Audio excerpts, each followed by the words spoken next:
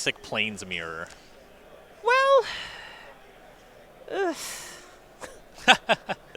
Yeah, Plains versus Sacred Foundry. It's all the same. so something the Boros Feather deck is doing that I really like is it's capitalizing on mana advantages in a way that other people aren't. So this is very similar to the attack, the way that Spirits is trying to attack the metagame, but Feather is just so much more proactive. And Johnson's on the play. He's shocked for a favorite Hoplite into shocking for a 10th District Legionnaire. Strong start here. Goes to 16 but gets to attack for 3. Perdue's at 17. Gotta respect the foiled out Boros Feather. That's someone who knows how to play this deck. That is some commitment. Apologies, it was actually Clifftop Retreat was land number 2. So 18 for Johnson as we see Daxos Blessed by the Sun for Perdue. Like this attack from Johnson. 1-2 Hoplite and the Legionnaire are going to attack into that 2-2. Woo! Is that the invisible mode on Boros Charm? Target creature gains double strike, targeting 10th District Legionnaire. Put a counter on it, do some scrying. Take 7, please. Produce the 10. And, you know, Johnson, it feels like he mulliganed pretty low. I think he only has one more card in his hand after this. Oh, wow. 4-card hand, I'm being told. And, you know, it's a good 4. Good start. We'll find out if he can close, as here is Heliod for Perdue. He's just a Walking Ballista and a land away from a combo. Right, threatening it right now, very beginning of the game. Gird for battle for Johnson, targeting both creatures. So 2 counters on both. You get a scry off the Legionnaire. Hoplite's now a 3, Legionnaire's a 5. And here is the attack. 330 Modern. I mean, There's still a mana up, so Daxos is thinking about chumping. Yeah, it just jumps in front of the 5. 3 comes across from the Hoplite. Perdue to 7. is Idyllic Grange good enough with a Walking Ballista? Yeah, Grange would do it. Here's Walking Ballista on 1. Does he have the Grange? Oh my God! Wow. Had the From backup. nothing. Had the backup. Idyllic Grange. Ballista's at 2. I would like to give it lifelink. What do you got? Unbelievable. Are you seeing this? Johnson's got God's Willing. That doesn't Oh. work. Yeah, God's Willing can only target your own creatures. One of those newfangled new designs. Oh my God, that was so back and forth, and Johnson was so close on 4 cards. Imagine if he just had a Reckless Rage. Right. Yeah, that would actually be able to kill the Ballista there. Right, that was so close. And it's a small thing, but that templating matters, you know. God's Willing, when you put that card in your deck, it's doing one thing. Right. It's saving your stuff. Yes. Yeah, you're not going to be able to do anything like we see with the Vines of Vastwoods out of Infect, how they can go both ways a little bit against Arcbound Ravager and things like that. All the same, an impressive start for Mark Johnson on 4 cards. Going to have some chances to maybe be a little bit more explosive, possibly a little bit more interactive in the sideboard games. You know, it is really unfortunate when you get hit by that turn 4 combo, but that's part of why Perdue's playing this deck, right? I can win on turn 4, so sometimes I'm going to. Yeah, that was the spot where Johnson also was just 1 card away from presenting lethal on turn 4. Right. So players going for sideboards here. Perdue, options for him. 3 Rest in Peace, 3 Damping Sphere, 2 Elspeth Conquers Death, 2 Baffling End, 2 Stasis Snare, 2 Glare of Heresy, and a Gideon ally of Zendikar. So I just want to look at all of the removal spells here. I think a lot of those are the things that you're actually trying to fight or win this game with. A lot of your bigger, clunkier spells just aren't actually going to impact the battlefield that well, and Johnson's going to be able to capitalize on the mana difference between, say, a Gideon and a God's Willing. Whereas Johnson probably doesn't have enough protection spells to stop 10 removal spells in the deck. So if you can just overload those cards, you'll end up coming out ahead by virtue of having cards that are just more powerful. Sure, makes sense. And then quick check, you know, when you're playing against a 2-color deck, you have a card like Glare of Heresy. It only targets white permanent. Most of the creatures for Johnson are going to be white. It's just Right. Monastery Swiftspear and Dreadhorde Arcanist is the exceptions. Right, Arcanist is pretty scary, and you do want to have things that can tag it, but the cards that you're cutting for Glare of Heresy are not things that would answer that card anyway, right? If you take out, say, Arcanist Owl, that card probably wasn't doing very much against Dreadhorde Arcanist once Sure. it gets going. Pretty slow in the matchup, not really great at catching up. Right, it's certainly a matter of this is just a fine tool to have, even if it is not necessarily the perfect tool for the job.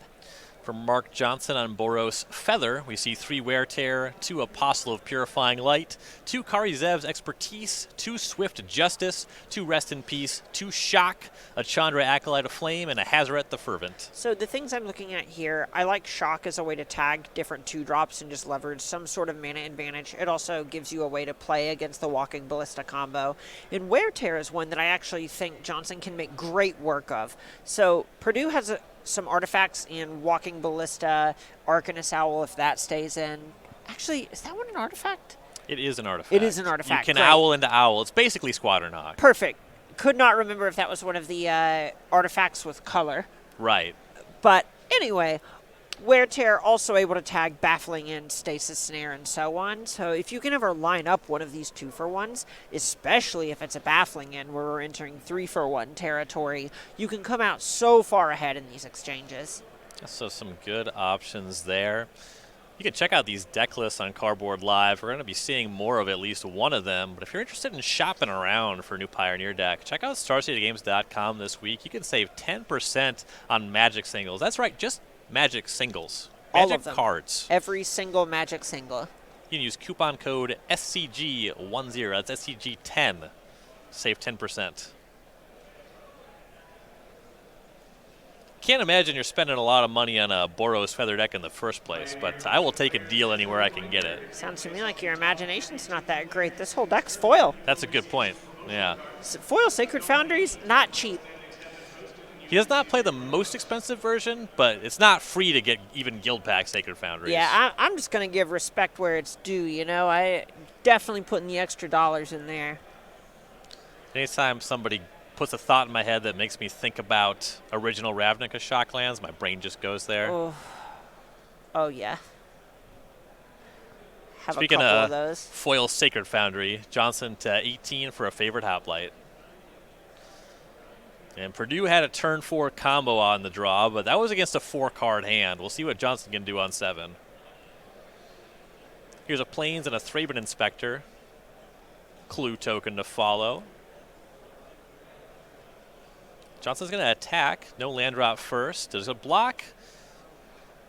It looks like it's going to be Defiant Strike. Draw a card, pump that up. Oh, no. No second land. Oh. Yikes. And Baffling End on the hoplite as well. This one's looking a lot better for Perdue. And he won the first game. Hoplite to replace the first one for Johnson, but still no second land as we go to Purdue's third turn. Making his land drops. There's land number 3, and there's Stasis Snare. So all of the creatures have been answered so far. Should say both. And Johnson verifies he has 7 cards and passes. See a Knight of the White Orchid at the front of Purdue's hand. That one's not finding a land in this game, I'll tell you that much. As there is Daxos, Blessed by the Sun. Idyllic Grange is going to pump that up. And then Knight of the White Orchid, it's going to gain a life. And something Daxos does here that's actually pretty incredible is it just has a ton of toughness, right? So we have a Devotion of White that is currently 1, 2, 3, 4, 5, 6, 7. That is a 3/8. That's pretty thick. Creatures don't attack through that very well. And it's just going to get destroyed here by Johnson. He's going to wear that one. Daxos will gain a life on the way out. Sorry, another. So no. Still no second land, as here is Heliod. Half the combo online, and Heliod, relevantly a creature. Knight's going to attack. Johnson to 16. Stasis Snare is going to be destroyed by another copy of Wear. Favorite Hoplite now online for Johnson, but still no second land. Not much to do with that one. That Wear did turn the Heliod off, as here is a Reckless Rage. Okay. That's going to take care of the Knight. It's going to let him attack for 2. That is solid. All right, this is a way that Johnson can get back in this game. Perdue is not really on the battlefield anymore. Well, that was true for a second, as Benelish Marshall allows an attack for 6 with Heliod. Johnson to 10. He draws. I don't know if he's going to be able to find a second land before this game ends. This is hard to watch. You really hate to see it in a play for the top 8 here. Arcanist Owl for Perdue. That's 4 looks at the full combo if Johnson can even beat the battlefield. Perdue misses on the good half of the combo, finds a second Heliod. I think Heliod's a fine half of the combo. Sure, but the second Heliod doesn't combo with the first so much. Sure, definitely a non-bination. Heliod's going to attack. Johnson will block, uses the Gods Willing to save, scries to the bottom. And... oh, no. what are the odds? Still no land. 230 Pioneer players. All right, Perdue is going to draw here. Plenty of power on the battlefield. It's a 4-4 Owl, 3-3 Marshall, and a 6-6 Heliod. Hoplite jumps in front of the Marshall, and a Reckless Rage is going to go for the Owl. So that's going to be 6 coming across with the Heliod, and Johnson clearly takes care of the other 2 creatures. It feels like Johnson is so close to coming back here despite only being on 1 land. This is heartbreaking. And kind of the tough thing for the Feather deck is it's not fully a creature pump spell combo deck. It's just kind of a good value deck. So even while he slowly weathers this storm, 18 is a couple turns of damage for him. Exactly. This is a spot where we see a 4/5 creature. Boros Charm is able to give double strike. God's Willing can make it so it is unblockable. With just a couple lands, Johnson, this game is in arm's reach, but he just can't really survive much longer. And he's just passing. Perdue reestablished the Heliod with an Anafenza and a Knight of the White Orchid. Here's a Thraben Inspector, so you're going to see some bolstering. The Anafenza gets a little bit larger here. And here's an attack with the 3 creatures. Any combination of 2 is easily lethal. The Heliod is on its own. And can Johnson even survive the turn?